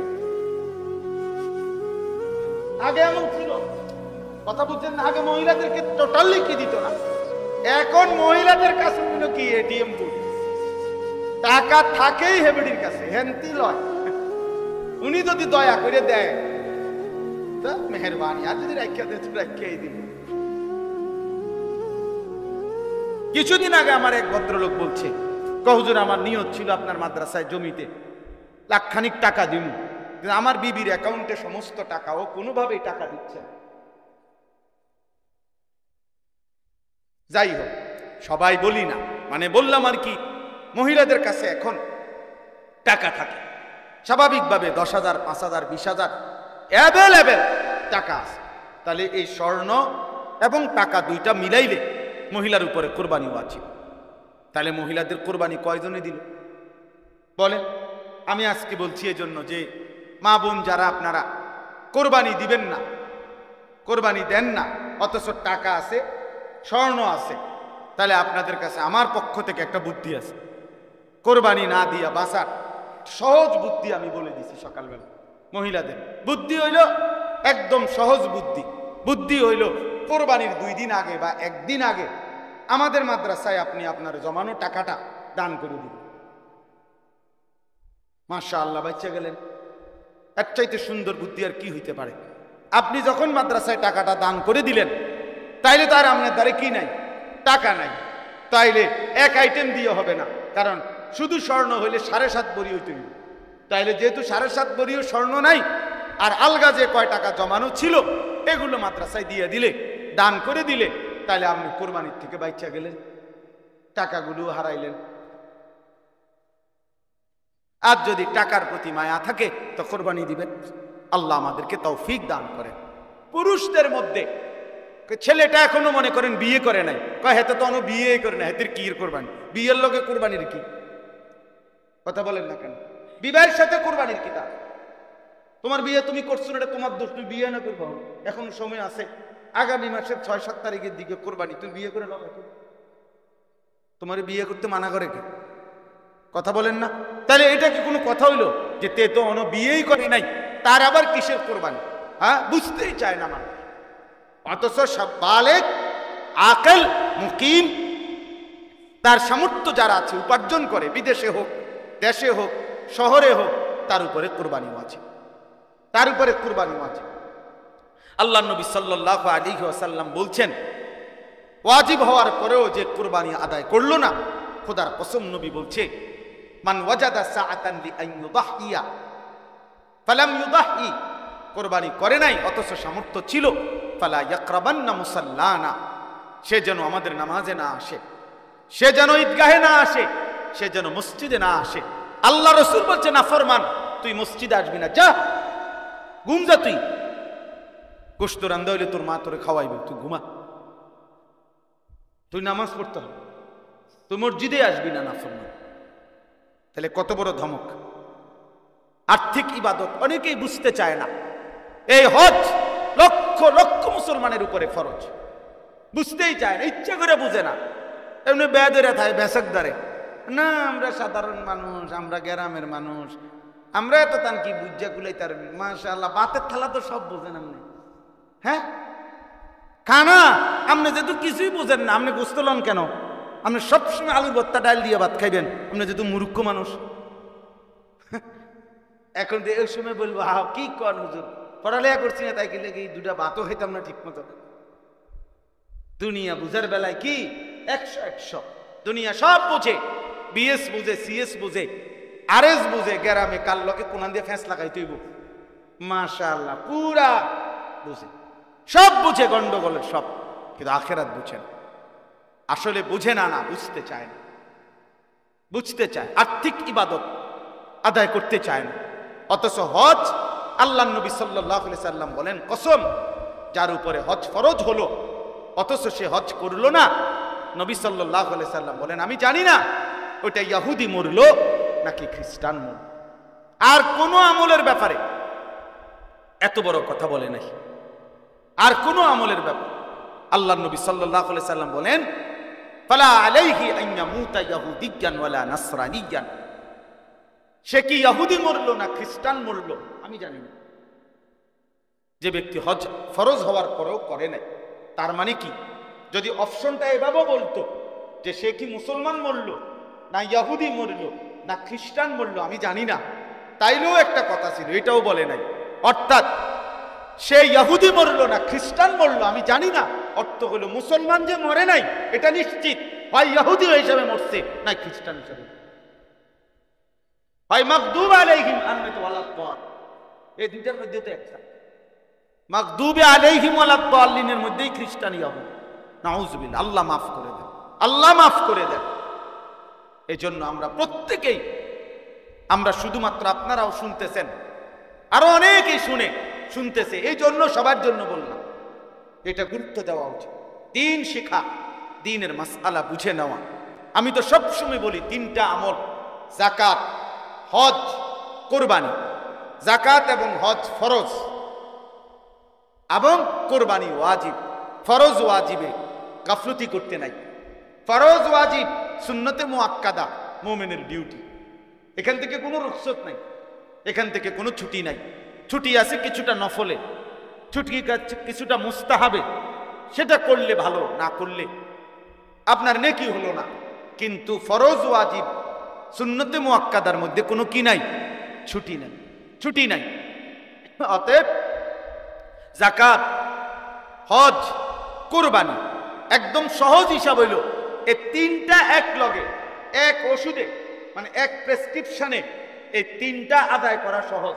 অর্থ হইল প্রত্যেকটি মুসলমান যদি একজন আলেম দ্বীনের কাছে নিজের সম্পত্তির একটা হিসাব বলে যে হুজুর আমার আছে এই নাই এই, বাড়িতে এত, সংসারে এত, ব্যাংকে এত, আমার বাড়ি আছে, ঘর আছে, এই আছে, সেই আছে। এখন এই সবগুলো হিসাব করে আপনি আমারে বুঝাইয়া দেন আমার উপরে হজ ফরজ কিনা, আমার উপরে জাকাত আসবে কত, আমার উপরে কোরবানি ওয়াজিব কিনা। এটা বুঝে নিলেই তো হলো, এটা জেনে নিলেই তো হলো। একজন আলেমের কাছে জিজ্ঞাসা করে নিলেই তো হলো। আমনের আলেম সে তো দুদক না যে আমনের সম্পত্তি যাই না পরে আমনের বিরুদ্ধে লাগবে, এমন তো কিছু না। হয়তো আপনার মালের তদন্ত করবে না, আপনার হিসাবে না দিবে, হিসাবে না দিবে, আপনার আখিরাত বাঁচায় দিবে, আখিরাত বাঁচায় দিবে। এই জন্য সবার কাছে এটা অনুরোধ, নিজের যাকাত, নিজের হজ, নিজের কোরবানি এটা একসাথে বোঝানো যায় না। মানে একসাথে বললে এটা আপনি বুঝতেন না পুরো। প্রত্যেকের হিসাব বুঝে নেওয়া, তাহলে সহজ। যার সুবিধা মতো একজন আলেম থেকে যদি বুঝে নেয়, একদম সহজ বিষয়, একদম সব। এটা উচিত, গুরুত্ব দেওয়া উচিত। আল্লাহ নবী সাল্লাল্লাহু আলাইহি সাল্লাম বলছেন, যে যাকাত আদায় করে নাই, কিয়ামতের দিন দুই মুখওয়ালা টাক মাথা বিশিষ্ট অত্যন্ত বিষধর সাপ ওই সম্পদটাকে সাপ বানিয়ে তার শরীরে পেঁচানো হবে। খোদার কসম, নবীজি বলছে ওই দুই মুখ সাপ তখন তার দুই গালে ঠোকরাইতে থাকবে আর বলবে, আনা মালুকা আনা কানসুকা, নাফরমান আমি তোর সেই মাল, আমি তোর সেই সঞ্চিত সম্পদ যেগুলো যাকাত দাও নাই। আজ তার মজা ভোগ করো। ইয়াউমা ইউহমা আলাইহা ফি নারি জাহান্নাম ফাতুকওয়া বিহা জিবাহুহুম ওয়া জুনুবুহুম ওয়া যুহুরুহুম। আল্লাহ বলছে সম্পত্তিগুলোকে আগুনের মধ্যে পোড়াইয়া গোলাকার বানাইয়ে ফুটবলের মতো বানাইয়া তার কপালে, কোমরে, পিঠে হাসরের ময়দানে দাগ লাগানো হবে। আল্লাহ মাফ করে দেন। অতএব আমার ভাই, আমার বন্ধু, এক মজলিসে সব বলা কঠিন, কষ্টকর, এরপরও আমরা বলার চেষ্টা করলাম দিনকে খামখেয়ালি মনে না করা, আল্লাহকে খামখেয়ালি মনে না করা, আখেরাতকে মামুলি মনে না করা। আমার শায়েখ আল্লামা মুফতি মুশতাকুন নবী সাহেব সব সময় চিল্লায় চিল্লায় বলে যে, ভাইয়া আখেরাতকে মামুর বাড়ি, শ্বশুর বাড়ি মনে করো না। হাসরের মাঠ মামুর বাড়ি না, শ্বশুর বাড়ি না, খামখেয়ালি না। হাসরের মাঠ লম্বা সফর, লম্বা সফর, লম্বা সফর, লম্বা সফর। একদিন হাসরের মাঠের 50,000 বছর, 50,000 সানা। কবর বড় লম্বা সময়। আবু জাহেল মনে করেন, আবু লাহাব মনে করেন মাটির উপরে ছিল 60-70 বছর, মাটির নিচে কবরে পড়ে আছে আজকে 1450 বছরের চাইতে বেশি। তাহলে আমাদের এই হিসাবেই তো আমরা চোখে দেখতেছি। নূহ আলাইহিস সালামের জাতি মাটির উপরে ছিল কতদিন, মাটির নিচে আছে কতদিন বলে? নবীজির জামানার সেই মানুষগুলো আজকে কবরে আছে কতদিন, মাটিতে ছিল কত? পৃথিবীর অহংকারীরা নমরুদ বলেন, ফেরাউন বলেন, কতদিন মাটিতে ছিল? মাটির উপরে ছিল অল্প সময়, মাটির নিচে পড়ে আছে আজ হাজারো বছর, হাজারো বছর। আখেরাতকে মামুলি মনে করতে নাই, মামুলি মনে করতে নাই।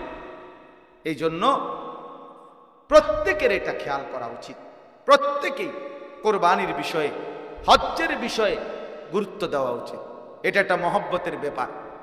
মহব্বতের হজ, ভালোবাসার সফর, মহব্বতের সফর। এক বান্দার ভালোবাসার চূড়ান্ত যখন হয়, কোনো বান্দা যখন ঈমান আনে তো আল্লাহর ভালোবাসা তার কলিজায় তৈরি হয়। এরপরে যখন নামাজ পড়ে ভালোবাসা বাড়তে থাকে, যাকাত দেয় ভালোবাসা বাড়তে থাকে, রোজা রাখে ভালোবাসা বাড়তে থাকে।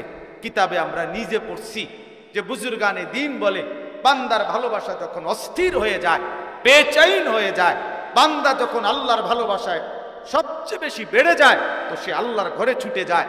আল্লাহর ঘরে ছুটে গিয়ে মালিকের ঘরের চারদিকে ঘুরতে থাকে।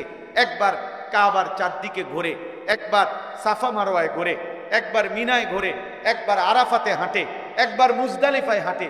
কিরে ভাই এমন করো কেন? একবার এখানে একবার ওইখানে, এত জায়গায় ঘোরাঘুরি করছো কেন? তো আশেক বলে, আমি আমার মাওলাকেই তালাশ করছি।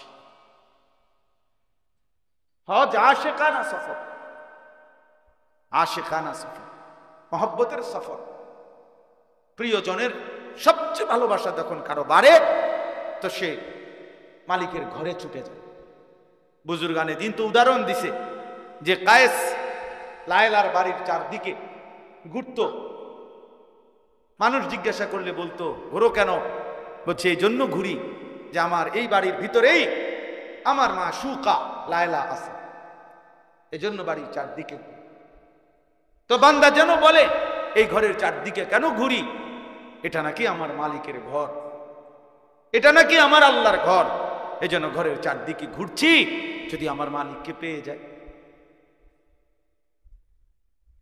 তো এমন আশিককে তো আল্লাহ তাআলা তার ভালোবাসা দেবেনি, ভালোবাসা দেবেনি।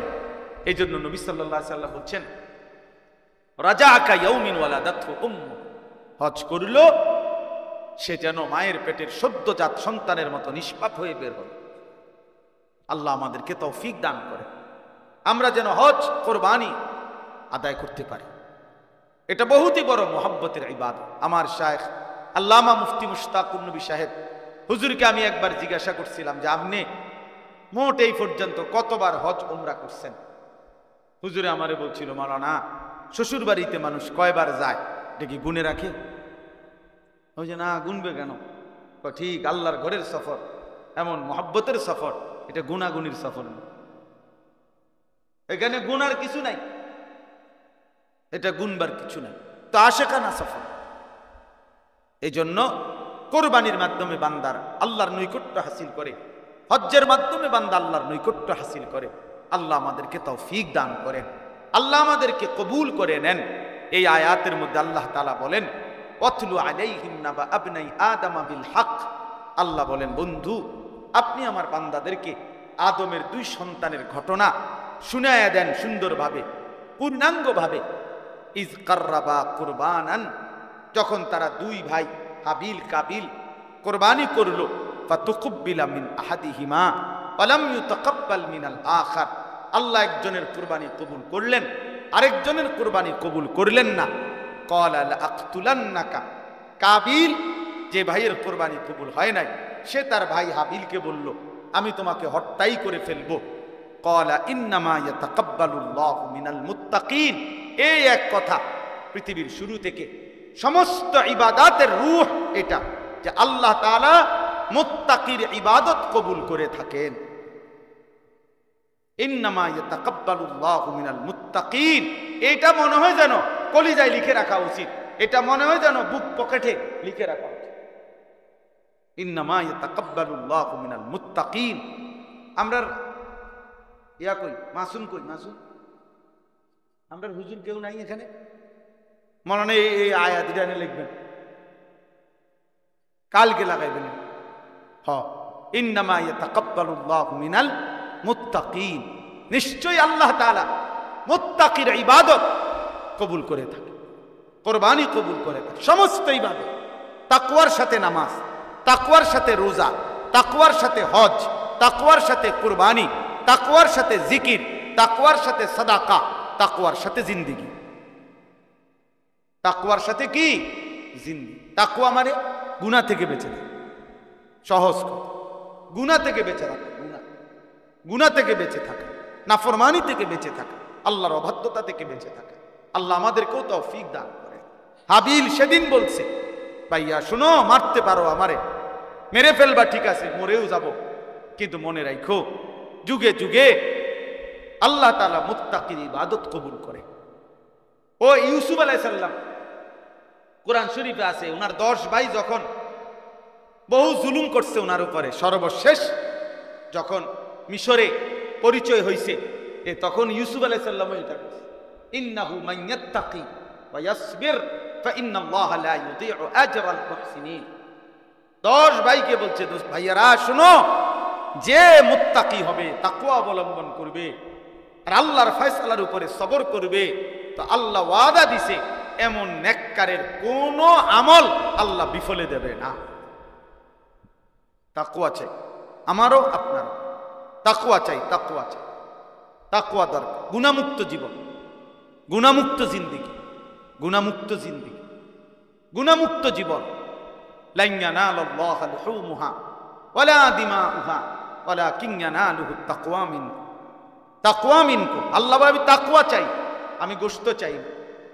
বান্দা যেন বলে আল্লাহ আপনি জানেন না, মাওলা এমন টাটকা রোদের মধ্যে পুরাটা বাজার হাইটটা যে একটা কষ্ট করে ফেক কাদা গোবর এগুলো সব মারাইয়া 200 গরু চাইয়া এই গরুটা কিনছি আল্লাহ আমনে লেগে তো কিনছি। আপনি বুঝি 2টা টুকরা গোস্ত খাইতেন না কিটা কর, এত কষ্ট করলাম, কি পরিমাণ ঘাম জড়াইলাম, আপনি নেন না, আপনি 2 টুকরাই নেন, আপনি নেন কুদ্দুর গোস্ত নেন। আল্লাহ বলছে না, পুরাটা বান্দা গোস্ত, পুরাটা গরু তুমি নাও, কলিজাটা দিলটা আমারে দাও। আমি দিল চাই, আমি তাকওয়া চাই, আমি দিল দেখি। সবাই দেখে গরুর দিকে, রব দেখে কলিজার দিকে। আল্লাহ দেখে কিসের দিকে? দিলের দিকে দেখে। ওই দিলে আমি আল্লাহর ভালোবাসা আছে কিনা, ওই দিল গুনাহমুক্ত দিল কিনা, ওই জীবন গুনাহমুক্ত জীবন কিনা। আল্লাহ আমাদেরকে তৌফিক দান করে। হজের মধ্যে আল্লাহ কোরআনে বলছে ওয়াতাযাওয়াদু ফাইন্না খায়রাজ যাদিত তাকওয়া ওয়াত্তাকুনি ইয়া উলিল আলবাব। আল্লাহ বলছে হোটেল মোটেল না, তাকওয়া তাকওয়া। হজের মধ্যে আল্লাহ বলছে ওয়াত্তাকুনি ইয়া উলিল আলবাব, হে বিবেকবান তাকওয়া অবলম্বন। হজের মধ্যেও তাকওয়া। রোজার মধ্যে আল্লাহ বলছে লাআল্লাকুম তাত্তাকুন, যেন মুত্তাকি হইতে। যাকাতের মধ্যে বলছে তুতাহিরুহুম ওয়া তুযাক্কিহিম বিহা, আমি আল্লাহ যাকাত দাও তো আমি এর বিনিময়ে তোমার অন্তর গুনাহ থেকে পবিত্র করে দেব। তাকওয়া মুত্তাকি, তাকওয়া বানিয়ে দিয়ে দেব। হুদাল্লিল মুত্তাকিন আল্লাযীনা ইউমিনুনা বিল গায়বি ওয়া ইউকিমুনাস সালাহ, নামাজেও তাকওয়া, ঈমানেও তাকওয়া, সবকিছুতেই তাকওয়া। আল্লাহ আমাদেরকে তাকওয়ার জীবন দান করে, তাকওয়ার জীবন দান করে। সর্বশেষ এই যুবক যে কয়জন ভাই আছেন তাদের জন্য আর 2টা মিনিট কথা, এরপরে আমার কথা শেষ। আমার কোরবানি সম্পর্কিত কথা আলহামদুলিল্লাহ যেটুকু বলার বললাম। বিস্তারিত মাসআলা আরো জেনে নেবেন, আরো বুঝে নেবেন। প্রত্যেকেই খেয়াল করবেন, আমি বাঁচতে কোরবানি না দিয়ানি বাঁচতারি না দোস্ত, দিয়ানি নৈকট্য পাইতে পারি। কথা বলেন না কেন? চেষ্টা করতে হবে আমি দিয়ানি কি পারি নৈকট্য হাসিল করতে, না দিয়ানি বাঁচতারি। আল্লাহ বাঁচাইছেন, আল্লাহ বাঁচাইছে না বেটা, আল্লাহ তোরে তৌফিকে দিছে না বেটা, গনাতে ধরছে না বেটা। এই জন্য কোরবানি দেওয়ার চেষ্টা করবেন, হজ করার চেষ্টা করবেন, যাকাত দেওয়ার চেষ্টা করবেন। আল্লাহ তৌফিক দান করেন। সর্বশেষ যে কথাটা ছেলেদের জন্য বলতে চাই, এখানে একটা কথা আছে, কাবিল তার বোন, তার সাথে ওই বোনের প্রেমে আসক্ত ছিল, ওই বোনকেই বিয়ে করতে চাইছে। অথচ আল্লাহর বিধান ছিল যে না, এই বোন না, বরং হাবিলের সাথে যে বোন তুমি তাকে বিবাহ করবে। সে বলছেন আমি আল্লাহর বিধান মানি না, আমি ওই নারীকে চাই। 2, আদম আলাইহিস সালাম তিনি একজন নবী ছিলেন, তো তিনি বলছেন যে কাবিলকে যে তুমি হাবিলের সাথে বোনকেই বিবাহ করো। কাবিল বলছে না, আমি নবীর হুকুমও মানি না, আমি নারী চাই, আমি যেটা পছন্দ করছি আমি এটাই চাই। 3, আদম আলাইহিস সালাম একজন পিতা ছিলেন, তার বাবা, শুধু নবী না উনি তো বাবাও। তো বাবা হিসাবে উনি বলছেন সন্তানকে তুমি হাবিলের সাথে বোনকে বিবাহ করো, এটাই বিধান, তুমি তোমার সাথে বোন বিবাহ করো না। সে বলছে আমি বাপ তোমারও মানি না, আমি নারী চাই। এই জন্য যেই যুবক, যেই কিশোর নারীতে আসক্ত, এই জানোয়ার আর মানুষ থাকে না। মনে রাখবে, নারীর প্রতি আসক্ত যে এই ছবি, এই হারাম প্রেম, হারাম সঙ্গে থাকে, ওই শেষ পর্যন্ত তার কথা হয় এমন যে আমি আল্লাহ মানি না, আমি নবী মানি না, আমি মা বাপ মানি না, আমি নারী চাই, আমি নারী চাই। নাউজুবিল্লাহ, নাউজুবিল্লাহ। আমার কাছে একটা কিতাব আছে, শায়েখ মোহাম্মদ সালেহ আল মুনাজ্জিদ, এই কিতাবের মধ্যে আমরাদুল কুলুব, অন্তরের রোগ সমূহ, এই বইয়ের মধ্যে আছে। উনি বলছে নারীর আসক্তি এত জঘন্য, উদাহরণ দিছে পূর্ববর্তী এমন ব্যক্তি পৃথিবীতে গেছে যে নারীর প্রতি আসক্তি হয়ে শেষ পর্যন্ত সে এই কথা বলে ফেলছে যে আমি সৃষ্টিকর্তার সান্নিধ্য কিংবা জান্নাত প্রাপ্তি সেটাও পছন্দ করি না, তোমাকে দিই, তোমাকে যদি না পাই আমি রবের সান্নিধ্য চাই না, তোমাকে যদি না পাই আমি জান্নাতও চাই। এই জন্য একজন যুবক যদি মনে রেখো, বিবাহ বহির্ভূত আল্লাহ তাআলা সবর করতে দিলে নির্দিষ্ট সময়ে হালাল পবিত্র স্ত্রী মিলে যাবে, মিলে যাবে। এত বড় কাগজ পরিবার আমার টাইম নেই, আপনি আগে দিলেন না কেন ভাইয়া?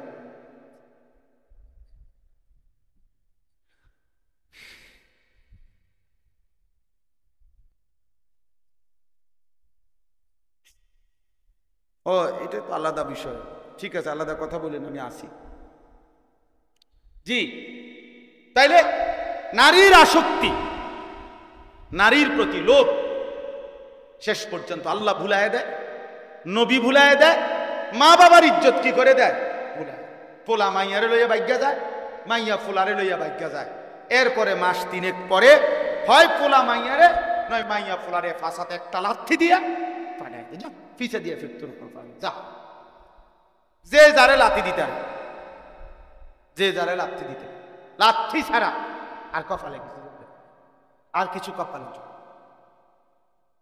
স্বামী স্ত্রীর পবিত্র বন্ধন আল্লাহ ওয়াদা দিছে, স্বামী স্ত্রীর পবিত্র বন্ধনে আমি আল্লাহ তিনটি নিয়ামত দান করব। কয়টা? লিতাসকুনু ইলাইহা, এক নাম্বার আমি আল্লাহ স্বামীকে বলছে তোমার স্ত্রী দেব তোমাকে, পুরুষকে বলছে এক তোমার দিল আমি সুকুন শান্ত করে দেব।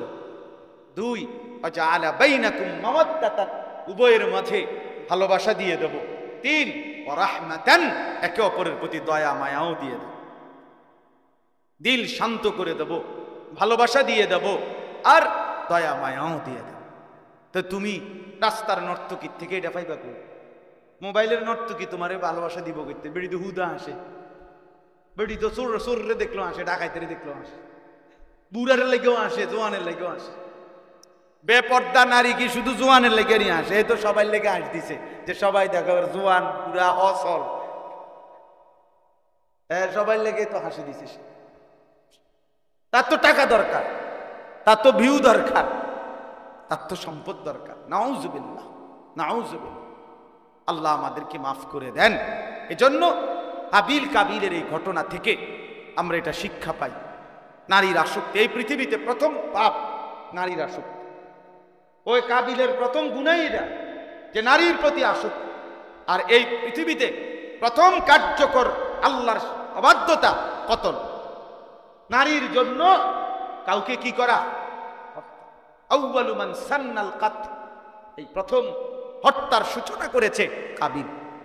এজন্য পৃথিবীতে যত মানুষ অন্যায়ভাবে হত্যা হয়, প্রত্যেকটা অন্যায় হত্যার পাপ কাবিলের আমলনামাতেও লেখা হয়।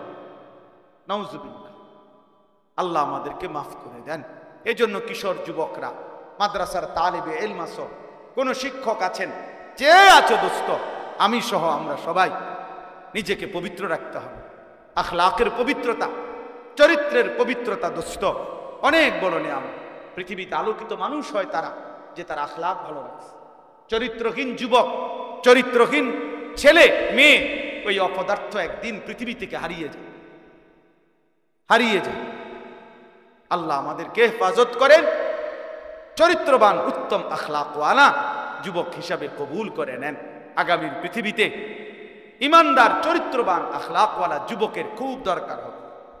সারা পৃথিবী যুদ্ধমুখর পৃথিবী, সারা পৃথিবীতে ইমান আর কুফরের যুদ্ধ মূলত শুরু হয়েছে, চলতেই থাকবে।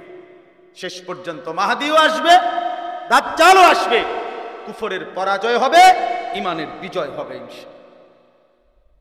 হ্যাঁ হ্যাঁ, ফিলিস্তিন আর ইসরায়েল দুই দেশের যুদ্ধ না, ইমান আর কুফরের যুদ্ধ। ফিলিস্তিন ইমানের প্রতীক, ইসরায়েল কুফরের প্রতীক। পাকিস্তান ভারত এটা দুই দেশের যুদ্ধ না, পাকিস্তান ইমানের প্রতীক, ভারত বেঈমানের প্রতীক, কুফরের প্রতীক। এজন্য ভারত পাকিস্তান যুদ্ধ না, ইমান আর কুফরের যুদ্ধ। ইসরায়েল ফিলিস্তিন যুদ্ধ না, ইমান আর কুফরের যুদ্ধ। এবং এই যুদ্ধে ইনশাআল্লাহ আজ কিংবা কাল মুমিন জিতবে ইনশাআল্লাহ। ওরা ওদের এই অপারেশনের নাম দিছে, এই হিন্দু বেঈমানরা এই কসাই মোদি, ভারতের ওই বেঈমান, তার এই অপারেশনের নাম দিছে অপারেশন সিঁদুর। এটা হিন্দু ধর্মের একটা চিহ্ন। হিন্দু নারীর চিহ্ন কপালে সিঁদুর দেয়। এই সিঁদুর, এই আক্রমণের নাম দিছে অপারেশন সিঁদুর। তার মানে কি? ধর্মকে টেনে আনছে তারা, ধর্মীয় প্রতীক তাদের এটা। তারা বুঝাইতে চাইছে এটা ধর্মের যুদ্ধ।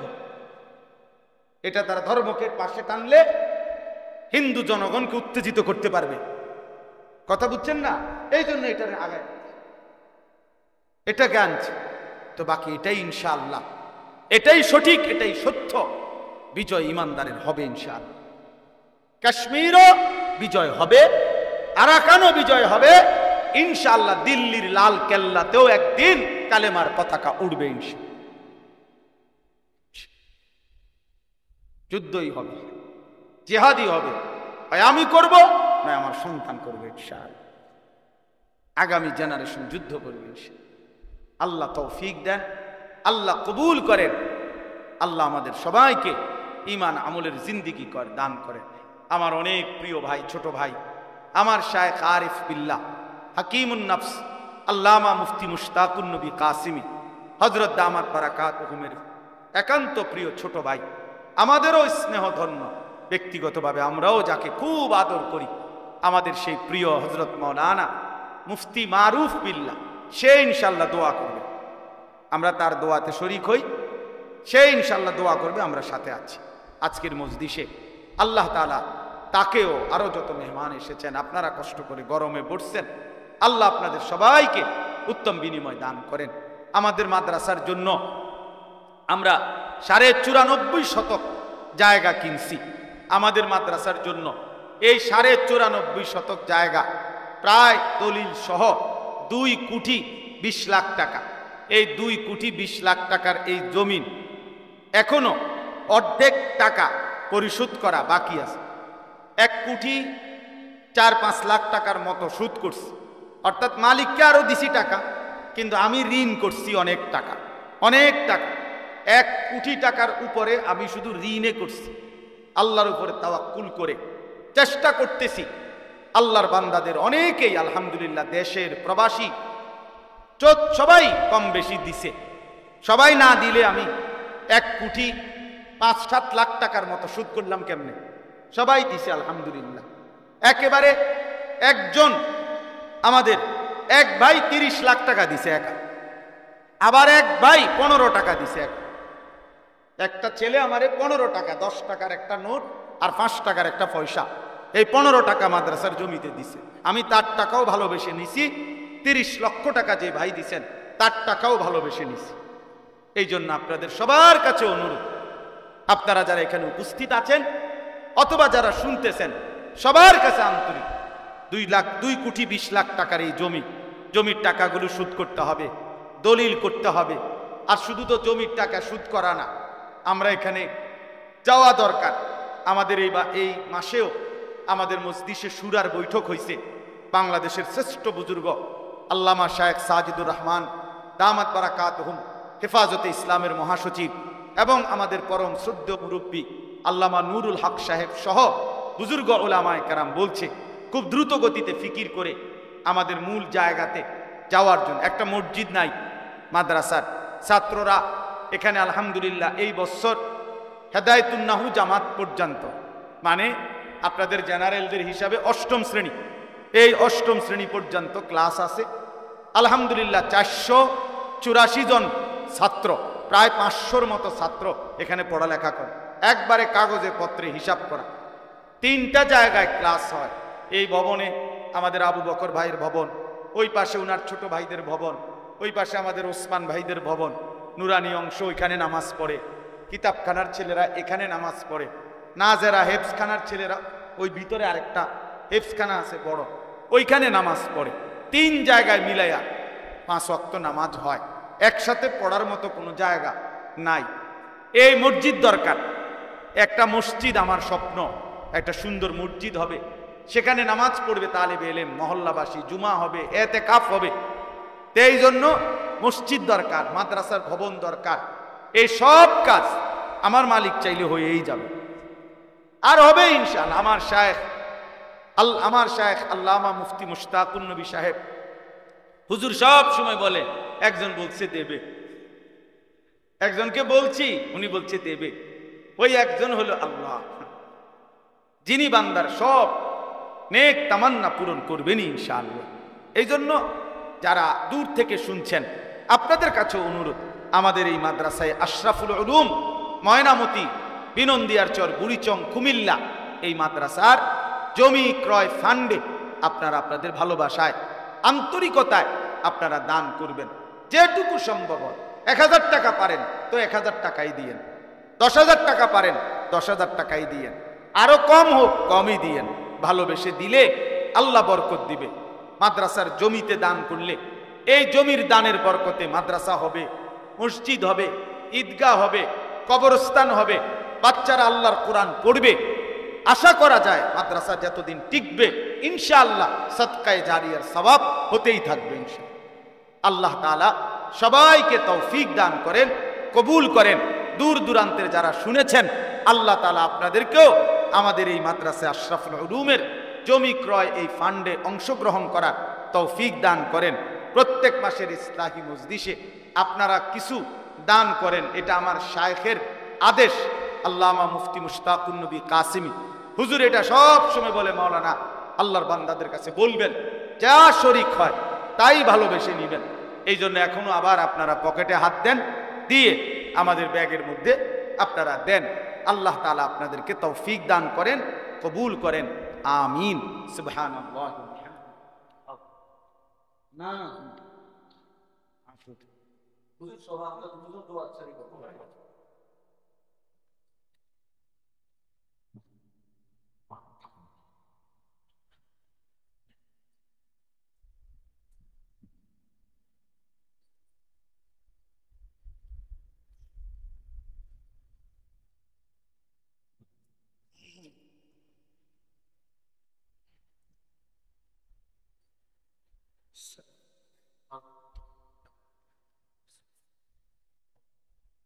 الحمد لله وكفى والسلام على عباده الذين اصطفى ما بعد। জি আলহামদুলিল্লাহ, আমরা সকলেই দান করতে থাকি।